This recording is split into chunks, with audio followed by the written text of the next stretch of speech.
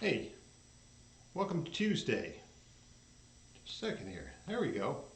I hope it's a great day for you. I hope it's a blessing to you.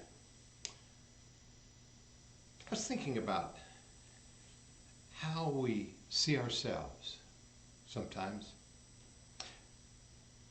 We think of our place, our jobs, the limitations we place on what we are, what we're willing to do. We may see, sometimes we think that we're not good enough to be able to do some things. Or maybe we think we're too good to do some others. I'm not talking about ability here, I'm just talking about willingness. Are we willing to do what needs to be done?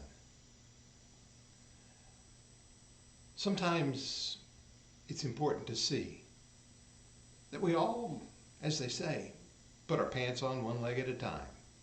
We're just like one another. Every now and then you read or hear about a celebrity who you find is just living among or dealing among or walking among and being among and acting among ordinary people just like you and me. I was thinking about even Jesus. For if you read in the book of Matthew, those three marvelous chapters of chapter 5, 6, and 7, and all the things that Jesus teaches there and how astonished and amazed people were. If you get into the 8th chapter, it tells us at the very beginning of the chapter that multitudes, great multitudes of people pressed on him, followed after him. He was in great demand. If you want to look at it that way, Jesus was a celebrity in his time. Generally, wherever he went, crowds were there. People flocked to him, wanted to touch him, wanted to see him, wanted to listen to him, and of course wanted him to do something for them. There was one man who came to Jesus immediately after he came down from the mountain, it seems. This man came to Jesus with the dreaded disease of leprosy. It was a plague among the people. People were afraid of it. There was no cure for it. There were no vaccinations. There was nothing like that. Yes, in likeness to some of the things today, those who had leprosy wore masks, covered their upper lips. And when they went into a community of people, when they were around other people, they would have to call out, "I'm unclean, I'm unclean." And the man came to Jesus. And he said to him, "If you are willing, you can make me clean." Jesus said, "I'm willing."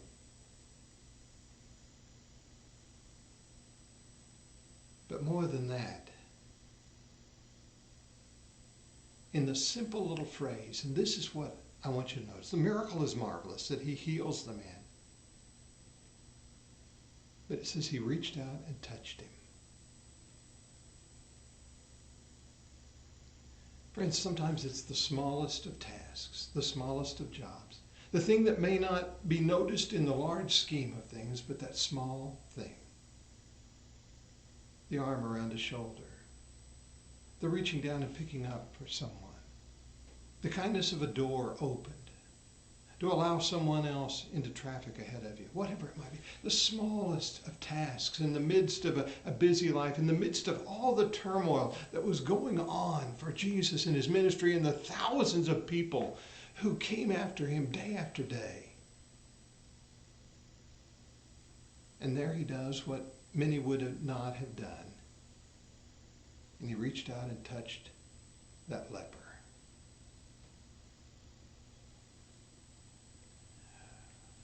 When I was in the 7th grade, entering into junior high school in the 7th grade, it was great fun for the older boys, the 9th graders, the 8th and 9th graders especially, to catch one of the boys and to knock his notebook out of his hand, knowing that those 3-ring binders, once they hit the ground, would burst open and papers would go everywhere. Saw it happen many, many times. Even happened to me. And I remember a young boy who I barely knew. His name was Robert. paused in the midst of all the hustle and bustle and the giggling of the other kids and all the belittling that went with such a thing as that, stopped, helped gather up the papers, and handed them back. Just a small task, but what a thing it was. When we think about sometimes there are tasks that seem so small, so insignificant. A grasped hand, a kind word, a gentle thing. And Jesus reached out and touched a leper. Whatever you find today, there may be something small that you could do, something little, something that you might not have even typically noticed. But in that small task, you can change a life. In that small task, you make a difference. In that small task, you become a better person. So on this Tuesday,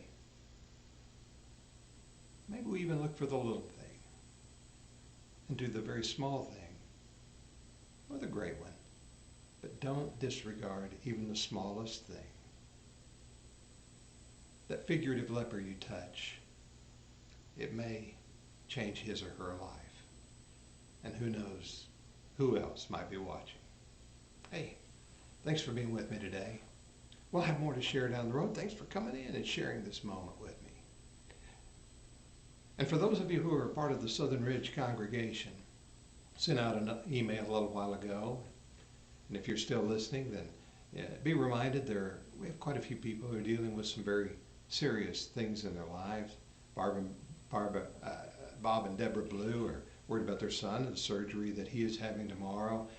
Very serious surgery that he is having tomorrow. Becky Brink having surgery, I believe, tomorrow as well. Some others that may be a little bit smaller, but some very serious things. And of course, as you noticed, received word that Anita Worden having a very serious issue with some bleeding on her brain, on the brain stem. Very, very worried about these things. And there's quite a list of others. If you didn't get the email, let me know and we'll make sure you get something. But keep all these people in your prayers at this time. We've got others that are recovering and dealing with things. I think about some of them that we haven't been able to see for quite some time. I think about Glenn Baldwin. I think about Joan Keenan and Joan's having more done and dealing with that. I think about Rick Greenroyd and overcoming that broken hip, and I know that's got to be frustrating to him, but hopefully he's getting better. And all J.R. Hatfield and others. You can go through the list and you can check them out and all. I'm sorry if I overlooked some in saying that right there, but keep one another in your prayers and your thoughts, and even in that small task, you do something really great. Hey, glad you're with me today, and we'll look forward to more things in the days ahead, okay? Thanks again.